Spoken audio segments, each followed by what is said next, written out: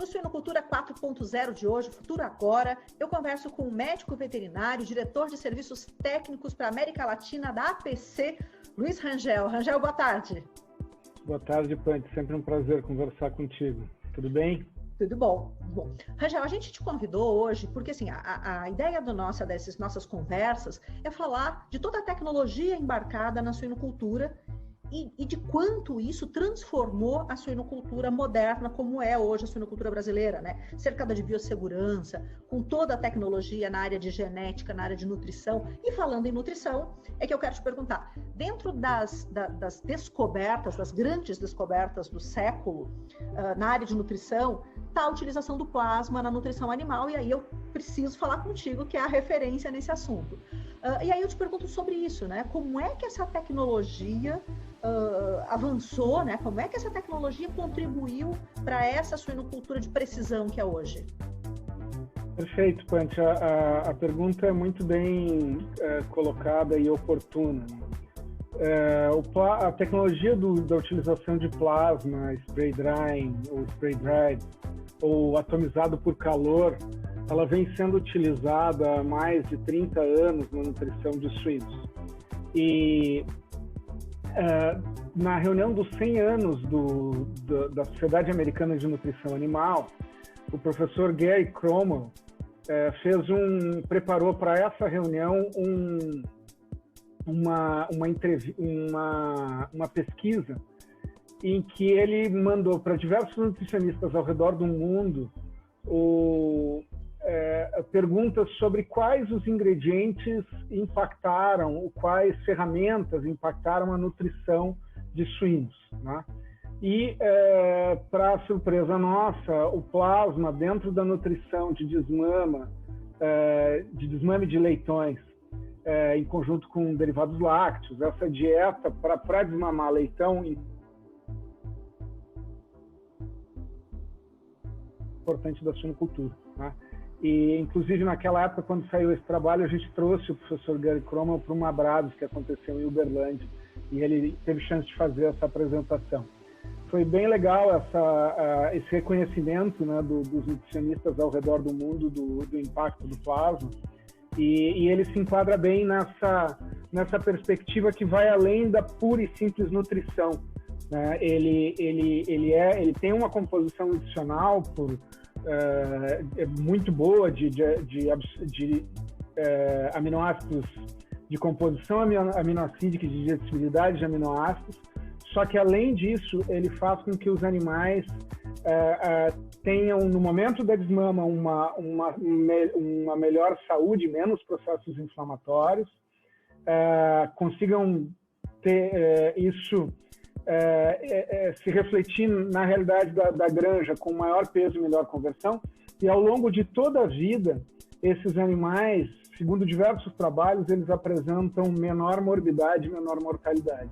Então é uma ferramenta nutricional, mas com um efeito sanitário bastante interessante. A gente falou de tecnologia embarcada, né? A gente já conversou sobre genômica, a gente já falou sobre nutrição de precisão, e aí eu vou te perguntar um pouquinho sobre essa tecnologia do spray dry, porque eu me lembro da própria reconhecimento da OIE, né, de que o plasma é seguro e que o processo de spray dry, né, que essa tecnologia utilizada, ela elimina a possibilidade de qualquer, vamos dizer assim, transmissão que seria de um derivado de sangue, né? Sim, sim. Então, o processo de spray drying, ele envolve... na produção do plasma não é só o spray drying, né? O spray drying é um dos pontos críticos de controle. A temperatura de saída do spray drying se não o principal ponto crítico de controle. Mas o processo de produção do plasma, ele vai desde a seleção de doadores. Então, a gente só coleta sangue de animais considerados aptos para sacrifício para consumo humano, de frigoríficos com inspeção federal, ou seja, animais que estão sendo fiscalizados no momento do abate.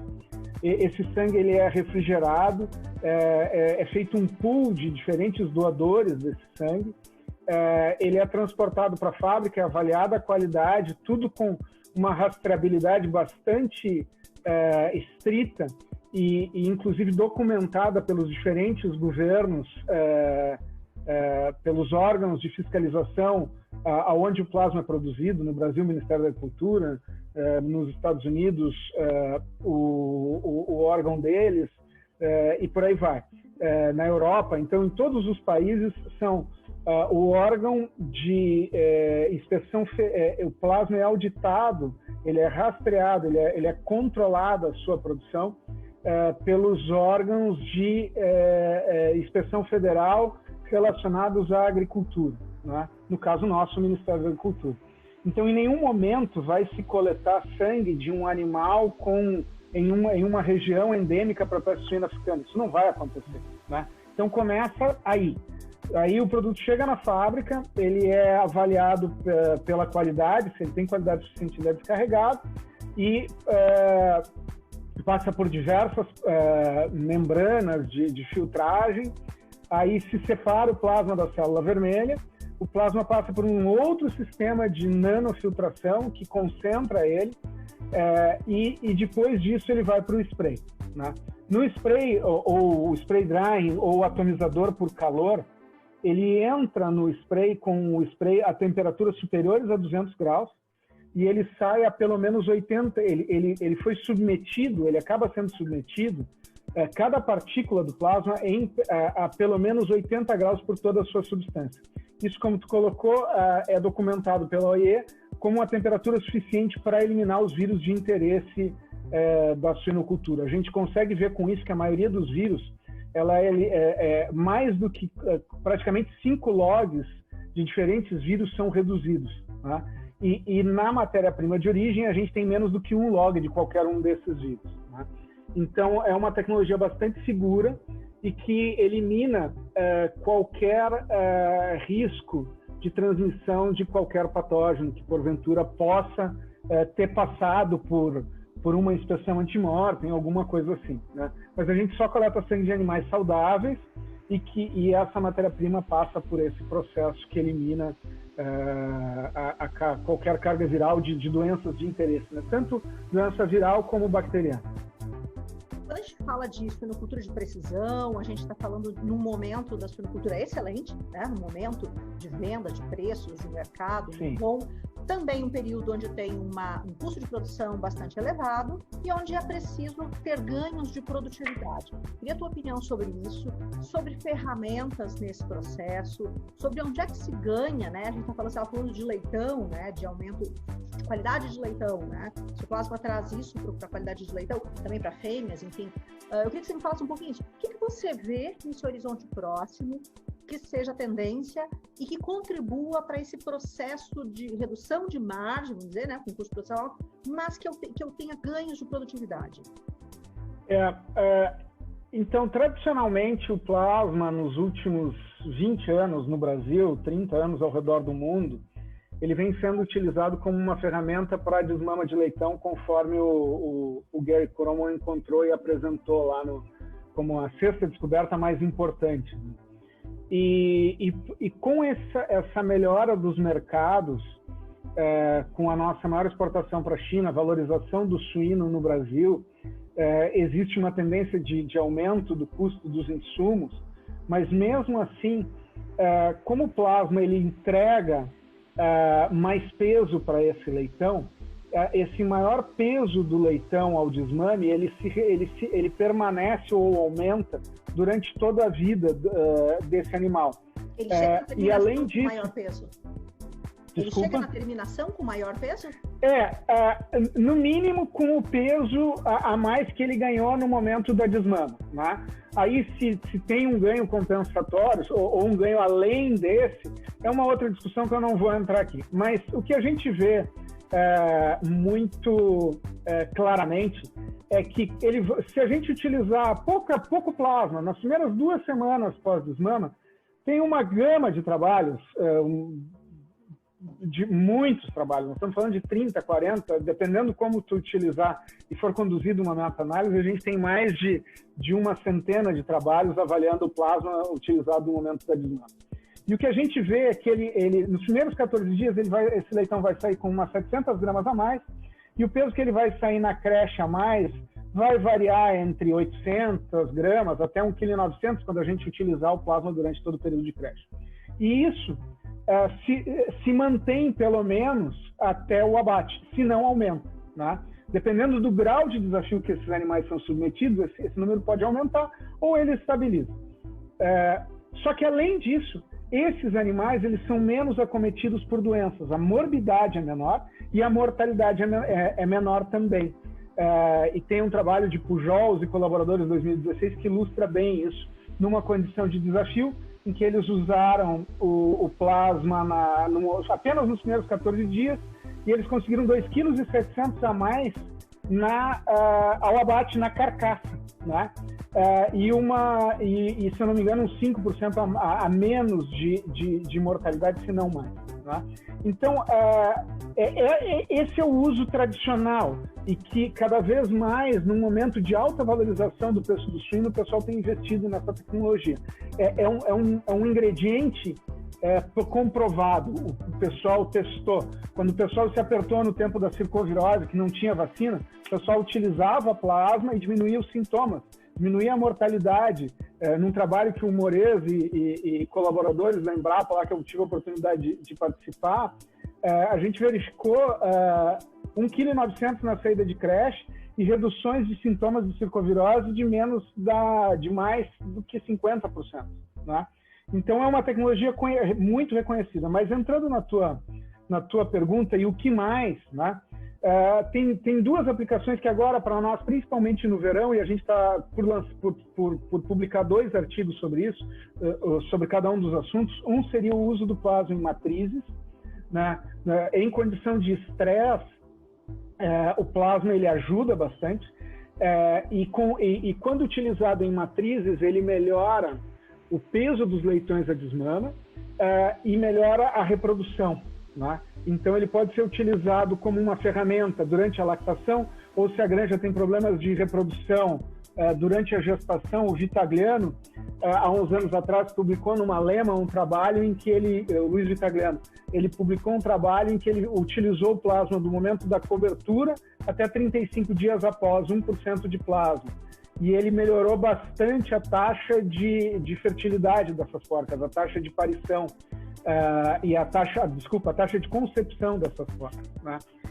Então, tem essa aplicação em porcas, que é uma coisa relativamente nova, já é bastante utilizado nas regiões mais quentes do Brasil, mas agora no verão pode ser uma ferramenta para ser utilizado.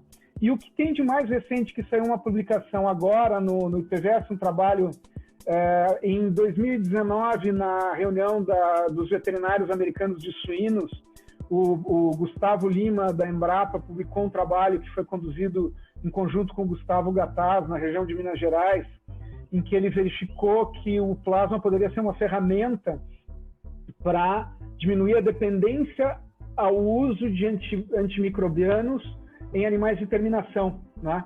Então, eles diminuíram, e eu participei também desse trabalho, a gente diminuiu a carga antimicrobiana e colocou o plasma em momentos estratégicos, e a gente conseguiu, em um tratamento, 3,811 kg a mais para os animais que receberam plasma e menos antimicrobianos.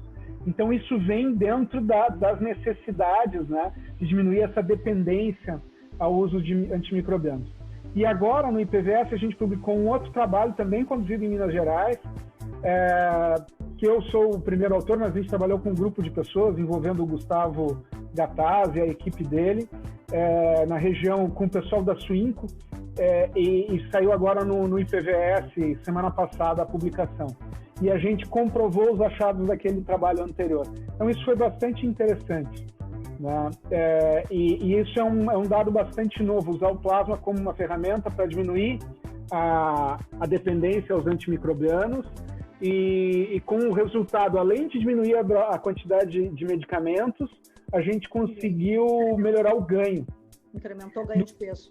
Incrementou o ganho econômico, né? Quando a gente fez o primeiro trabalho do Gustavo Lima, a gente conseguiu, meados de 2018 foi finalizado o trabalho, e ele deixou R$ 4,70 de benefício em relação ao tratamento, de benefício econômico, é o custo, a receita menos os custos de alimentação e medicamentos. Naquela época, a conta foi R$ 4,70 a mais a favor do plasma. A gente pegou esses dados e trouxe para os preços de hoje, com todos os ingredientes mais caros, com o preço de plasma atual e o preço do suíno vivo atual, né? E olha só, o número que a gente encontrou foi R$ 17,75 a favor do plasma, né? Então, porque o bolo todo, né, a receita toda aumentou e a receita do plasma também aumentou. Então, são três aplicações bastante uma muito sedimentada, que é o uso na creche, o uso nas torcas, que vem cada vez mais, nas matrizes suínas, cada vez mais sendo utilizado como uma ferramenta no verão, em condição de estresse, e essa nova aplicação que vem se estabelecendo aí como ferramenta para redução de utilização da dependência, né? Contribuindo para o uso prudente de antimicrobianos. Que é uma tendência mundial. Rangel, para terminar, eu queria, assim, em poucas palavras, que você me falasse assim, o que você vê, né, como tendência macro em nutrição. Você me falou agora, né, do uso racional do antibiótico, de eu fazer uma otimização de nutrição, de eu ter ganhos em cada etapa. Então, eu queria que você fizesse uma leitura final, assim, dentro dessa suinocultura do futuro, que já está agora, e que a gente pode fazer da porteira para dentro, né, que é dentro daqueles custos que podemos gerenciar. Qual é a palavra, qual é o conselho, qual é o alerta que se faz para quem produz suínos hoje? Eu creio que inovação é o grande tema, né? E entender como as coisas funcionam, né? Inovação, sanidade, biossegurança, isso a gente precisa estar muito, muito enfocado para entender como a gente vai trabalhar com as demandas globais, né? Cada vez mais o Brasil como um grande player fornecendo carne suína para o mundo, né? E hoje eu li uma matéria aí que fala que a gente vai fornecer, essa crise de suprimento de carne suína vai durar pelo menos os próximos 10 anos, né? Então a gente precisa estar muito focado em entender como a gente protege as granjas e a nossa indústria e o nosso mercado e o país bem amplamente, né, da entrada de patógenos como os que a gente está vendo, não vamos nem citar aqui tudo que está acontecendo ao redor do mundo, né, de doenças exóticas, doenças emergentes. Então, proteger isso, entender como a gente pode proteger o país e as granjas, né, da entrada desses patógenos, entender como cada novo ingrediente, cada molécula, ou mesmo ingredientes tradicionais como plasma, funcionam e como eles podem contribuir cada vez mais para o produtor ganhar mais dinheiro. Tá certo, Rangel, obrigado. Bom te ver, estava com saudade. Eu sei que você agora é Latam, você está fazendo toda essa parte de suporte técnico América Latina toda, então tem muito trabalho por fazer aí na suinocultura da América. Muito obrigada pelas tuas palavras.